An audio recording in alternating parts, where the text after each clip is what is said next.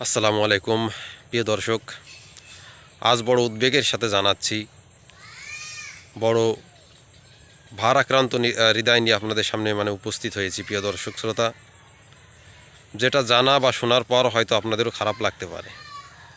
প্রিয় বন্ধু, আজকে যে বিষয়টি নিয়ে আলোচনা করব, আপনারা জানেন যে গত এক থেকে দুই দিন আগে আমি আপনাদের সামনে একটা ভিডিও দিয়েছিলাম আমাদের ইউটিউব চ্যানেলে, যে মার্কিন যুক্তরাষ্ট্র এই যুদ্ধ থেকে বেরিয়ে আসার চেষ্টা করছে এবং সাম্প্রতিক সময়ে যে আপনার আরব আমিরাত রয়েছে তারা ইরানের সাথে যুদ্ধ ঘোষণা করেছে।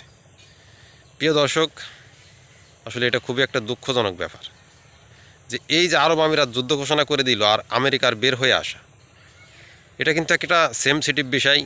এবং দেখেন, আরব আমিরাত, বাহরাইন, কাতার, কুয়েত, ইরান, এরা কিন্তু সবাই মুসলিম কান্ট্রি এবং তারা কিন্তু সবাই মুসলিম দেশ, যেখানে আমেরিকা ও তার দোসর ইসরায়েল মিলে আসলে ইরানকে কাবু করতে পারতেছে না, ইরানকে কোনোভাবে এই যুদ্ধে পরাজিত করতে পারতেছে না, ইরানকে হারাতে পারতেছে না। না পেরে তারা এখন যখন যুদ্ধ থেকে পালিয়ে আসার সিদ্ধান্ত নিচ্ছে, হঠাৎ করে এই আরব আমিরাতকে কিন্তু যুদ্ধের ময়দানে ফেলে রেখে, যদি এই মধ্যপ্রাচ্যের দেশগুলোকে মার্কিন যুক্তরাষ্ট্র এত ভালোবাসবে, এত মহব্বত করবে, আমার একটা প্রশ্নের জবাব দিয়ে যান বন্ধুরা, তাহলে এই আরব আমিরাতকে যুদ্ধের নিঃসঙ্গ যুদ্ধের মুখে ঠেলে দিয়ে তারা কীভাবে যুদ্ধক্ষেত্র থেকে পলায়ন করতে পারলো? হ্যাঁ, তারা পালাইতো।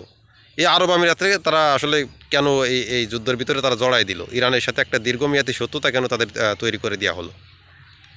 মার্কিন যুক্তরাষ্ট্র ও ইসরায়েল মিলে যেখানে যুদ্ধ করে পারতেছে না ইরানের সাথে, আরব আমিরাত কী করবে বলেন? তাদের কোনো সক্ষমতা আছে? আমি ব্যক্তিগতভাবে যেটা মনে করি, যে আমেরিকা এবং ইসরায়েল যদি তাদের পাশ থেকে সরে যায়, আরব আমিরাত আসলে যুদ্ধে আমার মনে হয় 72 ঘন্টার বেশি ইরানের কাছে টিকতে পারবে বলে আমি মনে করি না। বর্তমানে মার্কিন যুক্তরাষ্ট্র আসলে কাগজে কলমে দাবি করতেছে ইরানের যে সামরিক সক্ষমতা ছিল সেগুলো তারা গুড়িয়ে দিয়েছে। অতি বাস্তবতা কি জানেন? ইরানের বা বিভিন্ন আন্তর্জাতিক যে নিউজ, বা আন্তর্জাতিক নিউজ বলবো না, স্বয়ং মার্কিন যুক্তরাষ্ট্রের যে গোয়েন্দা তথ্য নিউজ রয়েছে তাদের নিউজে জানা যাচ্ছে যে ইরানের এখনও পর্যন্ত আমেরিকা যেই অস্ত্রগুলো বা যেই শক্তিটা ধ্বংস করতে পেরেছে এটা খুবই সামান্য কিছু, এবং খুবই গুরুত্বপূর্ণ যে শক্তিগুলো বা যে মিসাইল সিস্টেমগুলো, তাদের মেন যে শক্তির ভ্যালুটা যেখানে, সেটা এখনও অক্ষত রয়েছে এবং ইরানের কাছে এখনও হাজার হাজার হাজার হাজার ব্যালিস্টিক মিসাইল মজুত রয়েছে। সো মার্কিন যুক্তরাষ্ট্র এখনও তাদের যেগুলো ধ্বংস করেছে সেগুলো সাধারণত তুলনামূলকভাবে দুর্বল সমরাস্ত্র এবং বেশিরভাগ গ্রাউন্ডেড। ইরান এখানে একটা কৌশল খাটিয়েছে, কেমন কি জানেন? এটা যদি আপনারা জানেন তাহলে আরেকটু নিশ্চিত হতে পারবেন যে ইরান আসলে কতটা পেশাদার তাদের এই বিষয়ে। এখানে তারা আরেকটা কৌশল খাটিয়েছে। কৌশলটা হচ্ছে এই, যে তাদের যে গ্রাউন্ডেড অস্ত্রগুলো ছিল, যেগুলো মেয়াদ উত্তীর্ণর কাছাকাছি, সেগুলো কিন্তু এতদিন ব্যবহার করেছে। এখন প্রশ্ন করতে পারেন, তাহলে এত ধ্বংসযোগ্য হামলার এত ক্ষয়ক্ষতি হলো কীভাবে? আমি একটু বোঝাই দিচ্ছি ক্লিয়ার করে আপনাদের।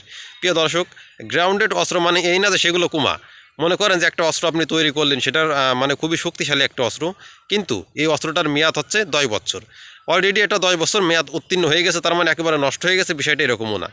এখন আপনার স্ট্যাটিস্টিক যে নিয়ম অনুযায়ী এই অস্ত্রটা অবসরে পাঠানোর কথা, কিন্তু যেহেতু যুদ্ধ চলতেছে, ইরান আসলে অস্ত্রটা অবসরে না পাঠিয়ে এই আমেরিকা এবং ইসরায়েলের বিরুদ্ধে ব্যবহার করেছে, এবং এই অস্ত্র দিয়ে কিন্তু তার সফলতা পেয়েছে। এবং তাদের যেই নতুন যে ইন্টারসেপ্টার যে মিসাইলগুলো রয়েছে, ইন্টারকন্টিনেন্টাল যে ব্যালিস্টিক মিসাইলগুলো রয়েছে, সেগুলো কিন্তু এখনও অক্ষত রয়েছে বলে বিভিন্ন আন্তর্জাতিক গণমাধ্যম সহ স্বয়ং মার্কিন যুক্তরাষ্ট্রের যে গোয়েন্দা বিভাগ রয়েছে তারাও কিন্তু বিষয়টি নিশ্চিত করেছে।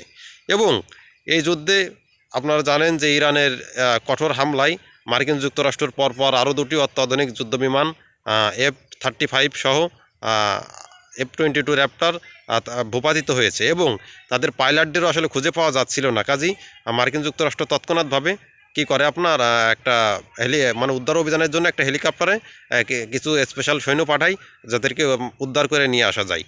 সো যখন এই স্পেশাল হেলিকপ্টারটি পাঠানো হয় ইরানের পক্ষ থেকে, সেখানেও হামলা করা হয় এবং সেই হেলিকপ্টারটিকেও সাম্প্রতিক সময়ে ভূপাতিত করা হয়েছে। প্রিয় দর্শক, আমাদের এই সমস্ত গবেষণামূলক ভূ আন্তর্জাতিক রাজনীতিক এই বিশ্লেষণমূলক ভিডিও নিয়ে আপনাদের যদি কোনো মতামত থাকে অবশ্যই কমেন্ট বক্সে জানাবেন। আপনাদের একটি কমেন্ট আমাদের কাছে অতি গুরুত্বপূর্ণ, এবং আপনারা যদি সামরিক আন্তর্জাতিক বিষয়ে কোনো রকম বা কোনো বিষয়ে ভিডিও দেখতে চান, সেক্ষেত্রে আমাদের জানাতে পারেন। আমরা পরবর্তীতে আবার আপনাদের সামনে এই ধরনের ভিডিও নিয়ে আসার চেষ্টা করব।